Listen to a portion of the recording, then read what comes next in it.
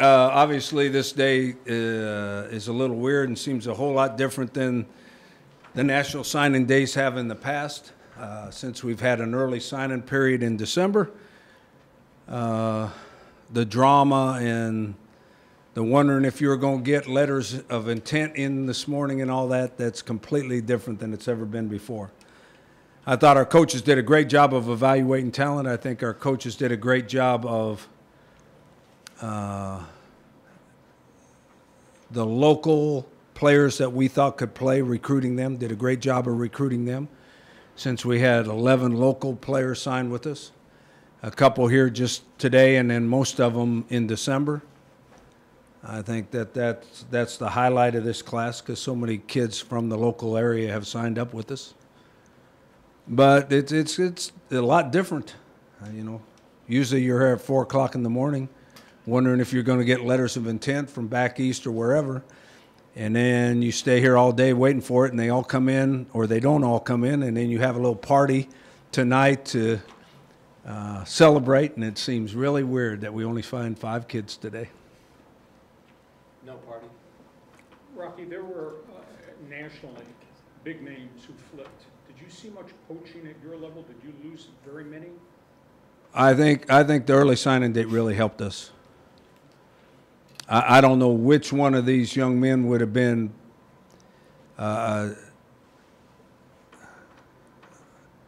attractive to any of those schools, but I know there's 4 or 5 guys that signed with us in December that would have been hit hard the last 2 weeks to try to flip them to somebody else. And since we were able to sign those guys in December, they weren't able to do that to our recruiting class. And they have in the past, and they have to everybody else in the past too. And I think what happened was that I've been told 84 to 85% of the potential Division I athletes signed in the early signing date. So that means there's 15% out there, and probably a whole lot more scholarships than there are players that can play at this level.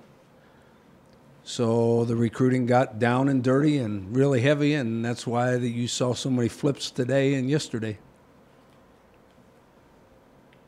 I've noticed you have a total of 24. Is this the Rocky long tradition of holding out a scholarship just in case somebody either becomes available or somebody drops out? No, our program is in the position right now, which is a good sign, is that you also have an 85 limit.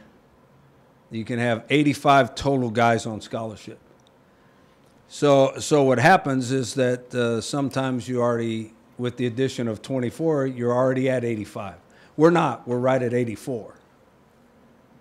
So there's one scholarship out there for someone that might pop up here in the next couple weeks, or someone that might pop up in spring recruiting that would help our football team. There'll be a lot of guys available like there are every year after everybody has their spring practice. There'll be a lot of transfer guys out there that will graduate in May that were getting ready to play their 5th season or their senior year, and they went through spring practice and thought they were going to be a starter, and they're not a starter at the end of spring practice, and then they start hunting a place to be a graduate transfer to. And by the way, that's after our spring practice too, and we'll know our team a whole lot better, and we'll know where we might need a player or two. Does the Robinette kid have 3 to get 3? He doesn't have to sit, does he? He doesn't have to sit because he's been out for a year already. So he's immediately eligible in the fall. 3 to get 3? Mm-hmm. 3 to play 3. Rocky, can you assess then the whole recruiting process for you, how it's gone, and how satisfied you are or aren't or whatever? I think the early signing date helped us. I don't know how it helped anybody else or if it even helped anybody else, but I think the early signing date really helped us. We're proud as a staff that we were able to attract so many local kids to stay here in town. And you've heard me say this before, that there are kids, no matter how good your program is, there are kids in your town that don't want to stay home. They want to go away to college. But there are some that would like to stay home that didn't think that the local school was either good enough or had a high enough profile or whatever to stay. And I think we've bridged that gap finally. I think it's taken 4 or 5 years to bridge that gap, but we finally bridged that gap. Now, I don't know if you all got this deal. We made this deal up for several reasons. But if you want to look at the facts about how good this program's been for the last 3 years, it's one of the top 10 programs in the country. Now, we don't get that kind of credit, and we don't get that kind of publicity, but you look at that, there's not anybody, hardly anybody that has those kind of statistics in the entire country. So I think that the local athletes see that. We might not get the credit other than at the high school level, but at least they see that and they want to be part of our program. So based on your hopes and the terminology you're using, you feel like we're standing at the premises of something big, not so much just a random torrential downpour of local children. I don't know if I understand that question. It was well said, though. I bet. I'm sure. Is this a launch to even greater heights? That's my point. We're already there. That's my point. We're already there. We're not being given credit for being there, but we're already there. Now, obviously, our goal, like every other Division I or every college football team in the country, our goal is to win every game. We haven't done that. But if you look at statistics over the last 3 years, we're already there. But everybody keeps wondering, there's some magic thing up there that some magic mountain we're supposed to climb, and then all of a sudden we're on top of the mountain? Well, guess what? We're already there. We're playing at that level. We're playing at the level of as good a football teams as there is in the country. We're playing at that level. Now, I wish that people would realize that, and because for us to move to being recognized nationally for that kind of stuff, we have to get more people in the stands, and we have to get more TV ratings, and we have to have the people on ESPN say we're good. Even though we're already there ain't nobody saying we are. And that's reality, so nobody thinks we are. You do have 4 players going to the combine. That has to be part of your... Well, I should have put that in there. I think there was only 3 teams in the Senior Bowl that had 3 players at the Senior Bowl. And I think they were Auburn and Alabama and somebody else. And we had 3 players there, too. We got 4 players going to the combine. I don't know how many schools have 4 players going to the combine. I'll bet you it's not very many. Did any of them seek your advice, or what would you say to them? To the combine? Yeah. No, they don't seek my advice. There's a whole lot of people who want to give them advice once they find out that they're NFL prospects. Even though DJ Pumphrey was on injured reserve, he still gets a Super Bowl ring, and I'm sure all of these commitments were made before Sunday. But what does it mean to the program that your program has players who are chosen by the year's best professional team? Well, I think DJ got lucky that he was on the Super Bowl championship team. I mean, I think the Eagles played really, really well, obviously, and had a great year. But I would have bet going into the season that they weren't one of the favorites. So I think he was lucky to be on a good team that didn't have a whole lot of injuries and played really, really well throughout the season. But see, there's my point right there. Since we've got 4 guys going to the combine, we had 2 guys that are part of the Eagles organization. Darrell Green is also on their practice roster. So we have two former Aztecs that are on the World Championship football team. I mean, I don't know how many other schools have 2 from the same school on the Eagles. Anybody else know? Bet you it's maybe just 1 or 2. But we do. We got 2 on the World Championship team. Rocky, since you've made this place running back you, has it become easier to attract really good running backs here? You would think that. I think just the opposite. I think since we've had, I'd like to list them. There's another point. Go back 10 years and start counting the running backs that have been through here. Almost every one of them was potentially an NFL player, and almost every one of them got a chance to play in the NFL. Not all of them made it, but every one of them had a chance to play in the NFL. So now what we're finding in recruiting running backs is we're finding out that they assume we have somebody else here that's going to be really, really good, and they want to come and play. And running backs are like a lot of positions. They think they should be able to go in and play right away as freshmen. Well, now they're looking for a school that doesn't have any running backs, and they assume we have some good running backs here already. So it's not near as easy recruiting them as you think. Yeah, but you run the ball, everybody else is spread. Well, we do run the ball, but if you look at our history, and our offense has done a great job with that. We have one guy that gets the ball 25 or 30 times, and we have one guy that gets the ball 10 or 15. One guy's a senior, one guy's a junior. So if I'm a freshman, I want to go someplace that they lost all their running backs. Rocky, can you talk about your practice situations that come up in the spring and where you might be doing that? Yeah, that's kind of different and kind of exciting. I think we'll see if our players like the idea. We are remodeling our locker room down there, so there's no place to. It affects the training room a little bit, affects the equipment room a little bit, and obviously our players have no place to dress or shower or any of that. So it was going to be like Pop Warner days, where they would take their uniforms home, but they don't have a mother to wash them for them, you know. So they'd be walking down the street carrying their helmets and their shoulder pads and their cleats to practice. So we're going to use the old Charger practice site. The city has allowed us to lease that for, it's about a month. It's about a month that we have 15 practices in. So we're using their fields and we're using their locker room and their training room. And so the city was nice enough to lease it to us, so it's a change of scenery. It might be a whole lot of fun. Got a pool too, they want to grass. Yeah, I don't think we're going to use the pool. I didn't know they had a pool until we were over there the other day. How are you guys? You know that they don't have goalposts or anything either. Where'd all the goalposts go? Yeah, there's one on the turf field, but all the other goalposts are gone. All the taping tables in the training room are gone too. Where'd they go? eBay? Sold on eBay. Well, it makes- How are you guys just bus over back and forth? How are you- We are going to take the ones that need it. We're going to take them over in vans. My assumption, and I know this age group pretty good, my assumption is the first couple days we practice over there, we'll probably take 4 or 5 vans of players over there, 10, 40 or 50 players over there in vans. And then they'll find out that after practice, they have to wait for the vans to come back. But the guys that have cars will drive their own cars.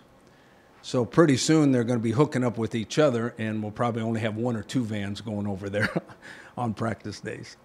You won't have use of the showers or the locker room? No, we're going to use the locker room and the showers too, yeah. If I didn't say that, I misspoke. How did you look when you got in there, and how's it looking now?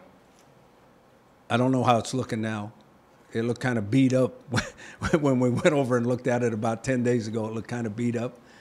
But they've assured us they're going to clean it up and all that, and they started working. The fields didn't look real good either, but if you've seen our practice field at the end of the last 4 or 5 games of the season, our practice field doesn't look very good either. So, and they got a 60-yard turf field, so we'll find a way to practice. And is there any chance your fan base is going to be able to get in there too, much like when the Chargers held? I don't. That's not up to us. Just like the fields, maintaining the fields and that are not up to us. That's a city-run spot, just like the stadium is. Rocky, one of the local guys who got to flip in December was Carson Baker from Helix. What went into that? And also, do you mind just commenting what you guys like about him and kind of what you see possibly as his future here? Well, I think everybody that we signed, including the local guys, we signed for a reason because there's an open spot in our formula. We take every position, we have a formula of how many players we want that play that position. And if everything was perfect, they would be seniors, juniors, sophomores, freshmen. Okay? Obviously, nothing's perfect. And we wanted another scholarship quarterback. Okay? We had one that was with us last year as a freshman, decided to stay home in Texas. So that made us have a spot open for a young quarterback. We thought he was the best one that we had watched because at first we didn't evaluate quarterbacks as heavily as we did once we found out that the young man from Texas wasn't coming back. And then we evaluated the quarterbacks. First of all, we always evaluate the local kids first. And we thought he was a really good player, so there was no reason to go any other place if we can convince him to come here. So if Cam had come back, would you not have gotten a 48? We probably wouldn't have gone for a quarterback if he'd have come back. Have you lost anybody else who's elected to transfer out, opt out, leave? Give up? We haven't had anybody opt out yet. We have some guys that, due to injuries, we don't know if they're going to be able to play yet. There's a couple that could be medical. Two of them are going to try to go through spring practice, and we'll find out real early in spring practice if they're going to be able to play. We'll leave that up to later. I don't want them going out to practice and have people watching them to see how they limp or not limp. Can you talk about the running back from Arizona, what you like about him? They say there's an interesting story that we tried to recruit him from day one. He committed to one school. He got a lot of interest from a bunch of other schools, so he decommitted. He actually committed to another school in a Power 5 league. They dropped him. Then he tried to commit to another Power 5 school, and that Power 5 school said they didn't have a scholarship for him now, but they could gray shirt him, which means he wouldn't come in until a year from January, so he wouldn't come to that school until this January. He didn't like that idea. And all of a sudden, we were recruiting a running back the whole time, and we didn't have one to sign, so it's funny how sometimes that stuff works out. Because we recruited him back in December. And so his high school coach contacted us, and that's how we got him. Speed guy, power guy, what is it? He's pretty all-around, pretty good all-around running back. He was a highly recruited guy. It just didn't kind of work the way he wanted it to. Rocky, just going back to the combine and those 4 players, what does that say about the program you guys have built and also how hard those guys work to earn that opportunity? I think it says more about the players than our program. And I'd like to remember exactly how heavily those 4 guys were recruited. I'm saying not very heavily. I don't think that any of those guys have Power 5 offers. I think those guys are guys that were excellent high school football players that didn't get the credit that they deserved. And they came here and decided to prove to everybody else that they didn't get the credit they deserved. And so they put the time and effort into developing their skills and have the right team attitude, and they progressed through their college career, and now they're potential NFL football players. So I think it's as much them as it is anything we do. In a lot of cases, it's the parents that raise them too, because they come with the right attitude and they want to be good, and nothing's going to stop them from being good, and we're lucky to have them. I was watching ESPN yesterday, and the top 40, according to them, the top 40 recruiting schools with the top 40 recruiting classes, 39 Power 5 plus Notre Dame. No San Diego State, no Boise State, no Central Florida. Is this because you have more team players as opposed to individual talent, or do you feel that the ratings themselves are biased towards the Power 5? The ratings themselves are biased towards the Power 5. And to be honest with you, we don't give a darn. I'm watching my language here. We don't give a darn how many stars they have besides their name, because that is all related by services that spend money to rate those guys a certain way. So they contact every recruiting coordinator in every Power 5 school. Those coordinators tell them who they're going to recruit, and then those guys get more stars than the other guys. That's the way it works. Now, most of the time, those guys are really good players. Now, in my opinion, we had the best running back in the country last year. I think he was maybe a 3-star guy. Maybe. He might have been a 2-star guy. I mean, does that mean they all made a mistake and we were just lucky, or that star system's a bunch of baloney? Rocky, how hard is this process on you and your staff, and how nice is it of a relief to be done? It's always nice to have recruiting over. I'm glad you asked that. It's always nice because it's kind of intense, and young people are making it won't be the most important decision they make in their lives, but they're making a very important decision on where they're going to continue their education and maybe their football career. It's a really important decision. So it's hard on coaches that are away from home a lot, and they're trying to convince young people to come into their program. I think it's a very difficult job. Head coaches, we get lucky because we have rules that prevent us from doing a lot of it. So the assistant coaches work their fannies off, and it gets very intense, especially towards signing dates. It gets very intense, and I'm sure they're a lot more relieved than I am because I didn't have to do all the work. They do most of the work. You put in this new signing date last April, and it seemed like you were apprehensive about it at the time. Why did it played out the way it did, which I don't think you saw it coming up? Well, I think all of us didn't know what a high percentage of the young people would decide to sign in December. I mean, I've read different percentages, but it's by far the majority of possible recruits out there that signed in December. And I think that with technology and everything, the process is sped up so fast. I mean, we got a list of sophomores. We got a list of sophomores that we're watching. You know, there'll be juniors next year. We had a list of juniors that'll be seniors next year, but we had that a year ago.